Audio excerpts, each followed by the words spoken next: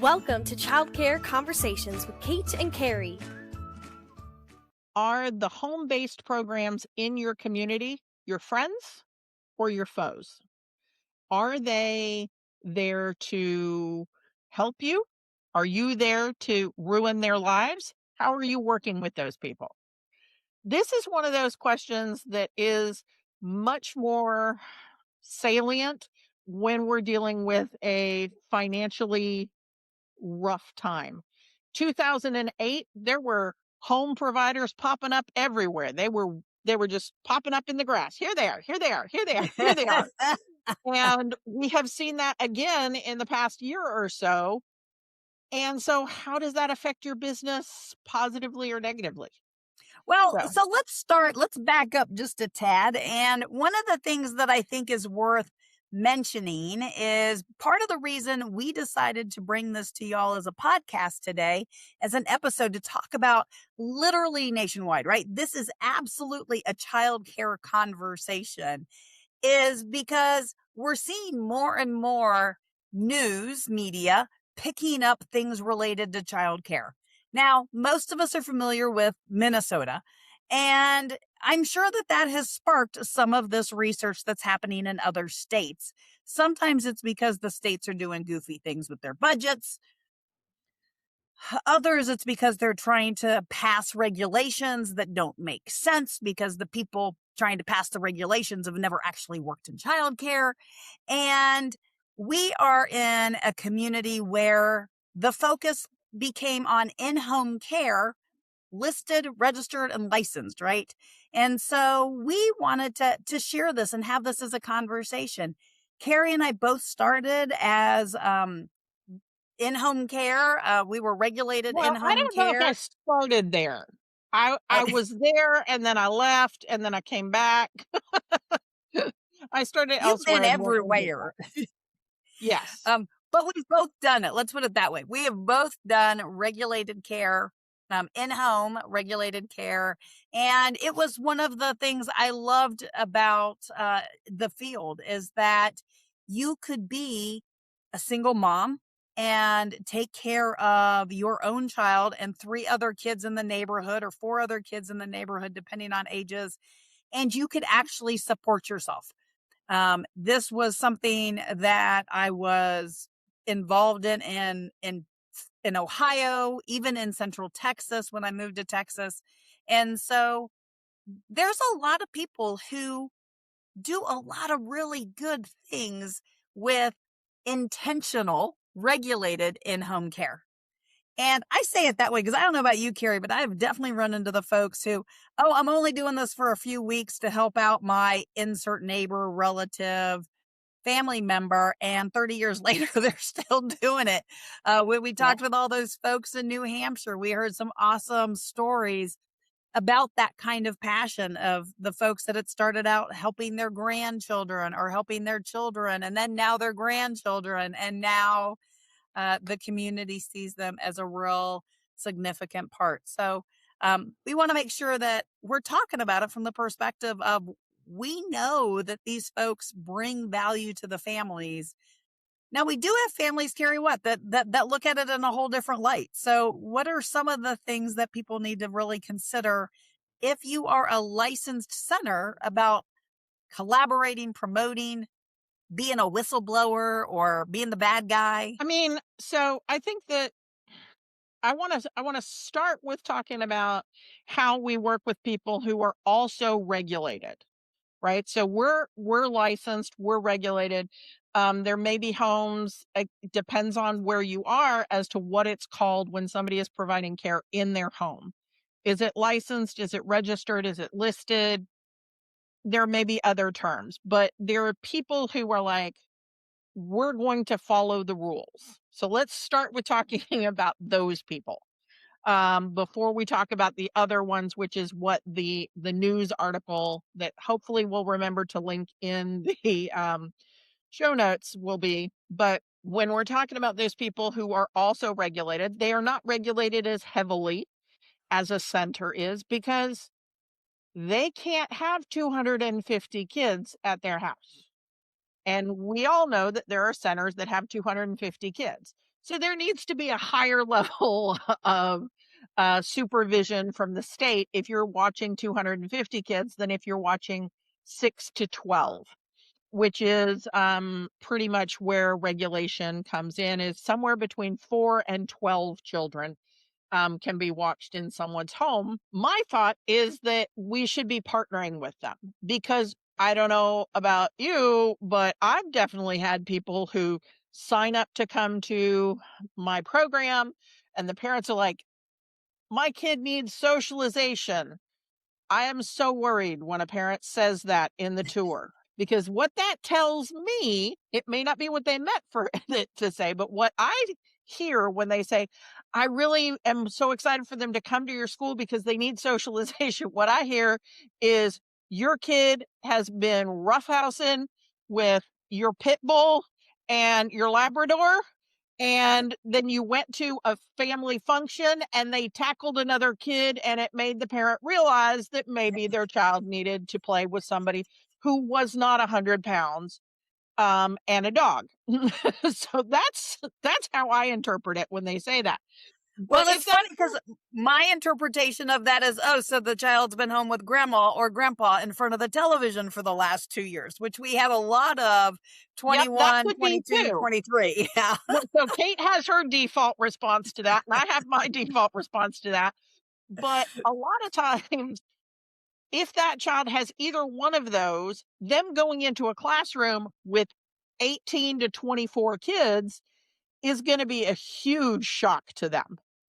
And they're going to hear words they haven't heard before, like no. You mean like And there might be some behavior issues? right. And it's not because the kid is a kid who is willfully defiant. They've just never been in a situation where they're having to negotiate with their age mates, with other kids their age. And so if they've gone from 0 to your classroom of 18 and the kid is just getting swallowed up by your classroom and is having behavior issues or is crying all day, going to a smaller program for 6 months or a year and then coming back to your program could be exactly the right fit for that family, because they want their kid to have socialization. They're probably not gonna, for most parents, that 6 kids at someone's house isn't gonna feel like what they were wanting when they had that word socialization in their mind. So they're still gonna come back to your center. And most home-based programs have age ranges that they're focused on. They have a niche. I was infants through 2 when I had mine. I was like 0 to 2, and I had a percentage of each age, non-mobile. I would take 1 non-mobile baby at a time, 2 mobile babies, and 1 to 2 toddlers. So that was my breakdown. I would take 5, but it depended on how mobile people were. Um, and that's not unusual. There's other programs that are like, no, no, no. And I take them until they walk. Once they're walking, they're out of here because I'm not dealing with that. There's other people like, I don't take anybody who's not potty trained. Or I don't take anybody on a bottle. I mean, because Yep. again, some folks, it's going to be based, like you said, on age or developmental milestones. Other folks, it may just be like, I'm not doing bottles, right? Like if you're not going to eat real food, or we've got food allergies and just healthcare issues, right? So there's Yep. also reasons why some folks might choose that smaller venue because of, less likely to be exposed to peanut butter Absolutely. or. And so again, these are things that make it a great relationship with those home-based providers, as it's a way for them to get clients into their program. It's a good way to help families who you're not the right fit for right now, but you might be down the road when they're closer to school age. Or they might stay at that family program until they're school age, but the school age or the home based program doesn't have a bus and you have a bus. And so you'll go pick the kids up, and that home based program if you're doing what is best practice, you're involving that home-based program in some of your events throughout the year. So that if you're, you know, I don't know, this time of year, what is an event that might be coming up? Some programs are probably going to be doing some sort of Easter something, teaching the But toddlers how to hunt eggs. Because I feel so absolutely. sorry for a toddler, their first Easter egg hunt, they just get run over. We need to have some egg hunting drills.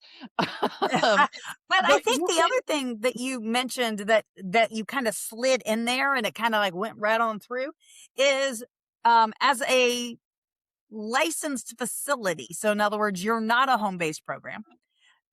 Go find some in your community and bring them in. Carrie used examples of some social activities. I'd like to use the examples of the training that you're already having.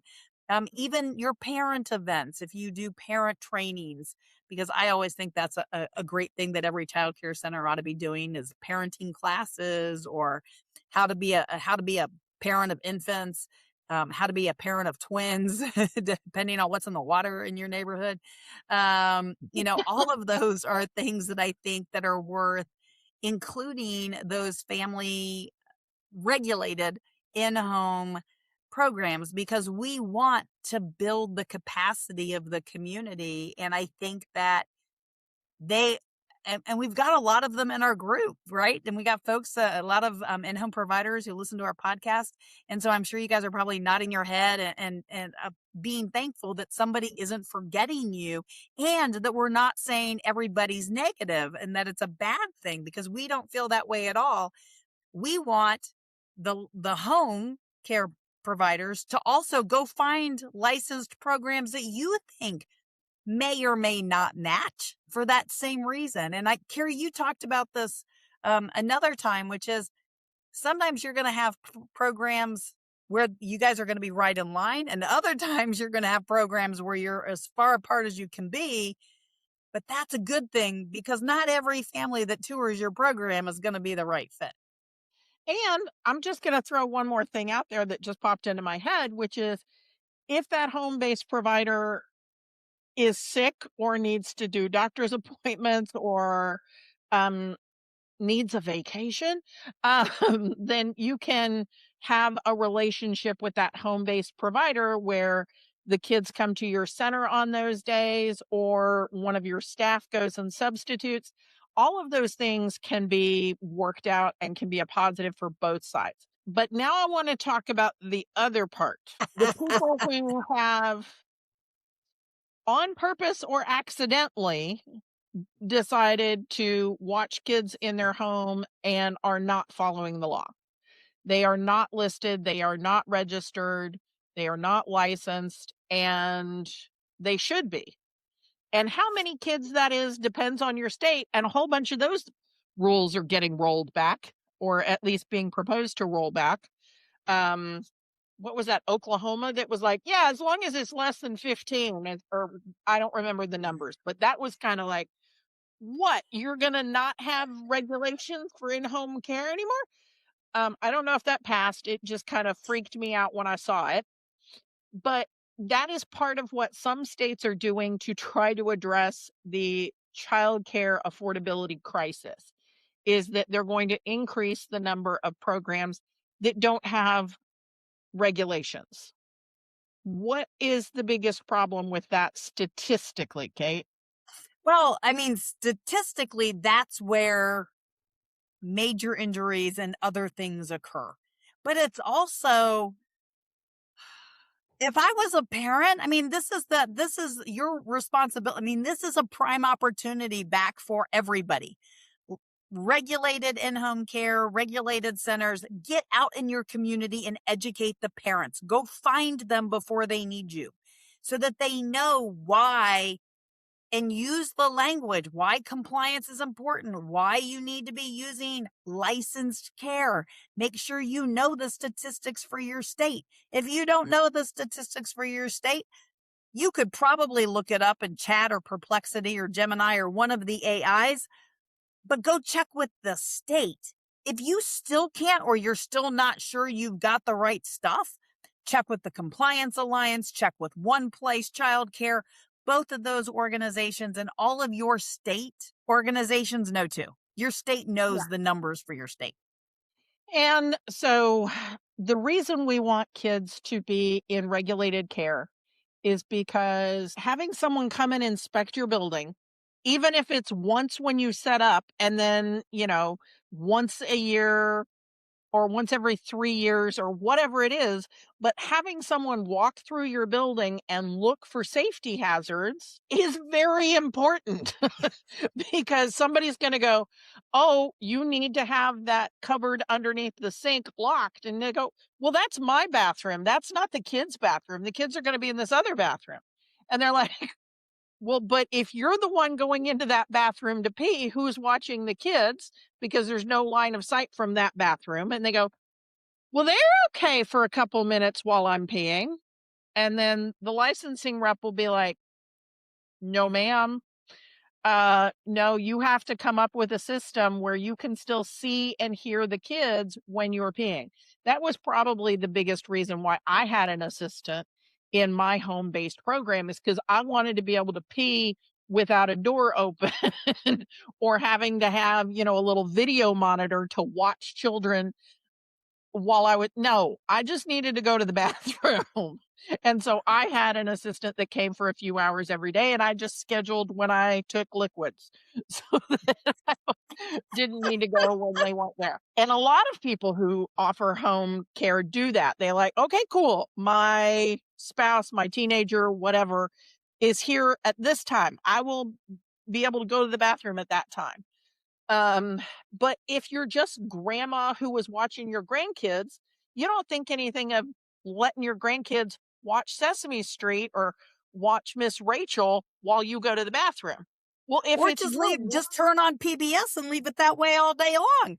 And you just let the and if kids run you're amok. not for your 1 or 2 grandkids, and usually they're at different ages, so the older one can kinda either get into some trouble or manage the younger one for that 5 minutes.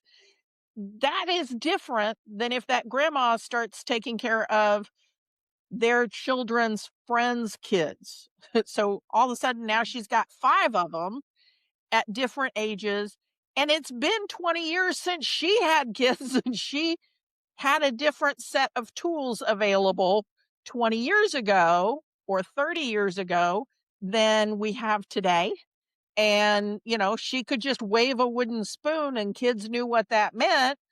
And maybe she had used the wooden spoon on her kids, but you can't do that when you got other people's kids. That is a stereotype of grandparents watching kids. Um, and I'm not You saying mean it's they right. all didn't just turn on MTV or country music television?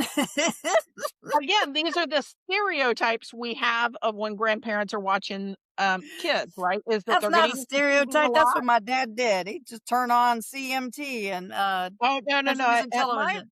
At my dad's house, it is give the child an iPad. Very much. That's what every toddler needs, is 3 hours with their grandparents and an iPad. But if that's 3 hours out of all of the hours in a week, it's no big deal.